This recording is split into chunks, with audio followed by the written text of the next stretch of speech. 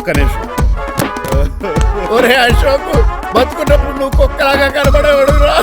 ఇప్పుడు అలా కనబడతాడు కదా. లేదురా, బతుకున్న మనిషిలాగే కనబడుతున్నాడు.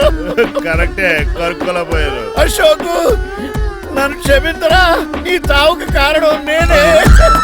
మీరు కదండి, ముమ్మాటికి నేనేనండి, నేనే. మరి చిట్రాజు ఏంటో నువ్వు అంటుంది? అవును రాజారావు గారు, నేనే పెద్ద ఫ్రాడ్ నండి. అది నాకు తెలుసులేరా, కానీ నా అశోక్ చావుకి నీకు లింక్ ఏంట్రా?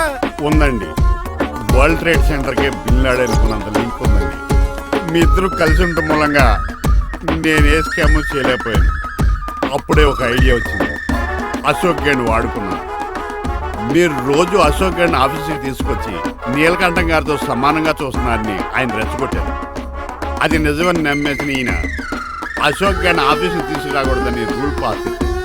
అంతే, మీ ఇద్దరు విడిపోయారు. పాపం అశోక్ గేణ్ చచ్చిపోయాడు.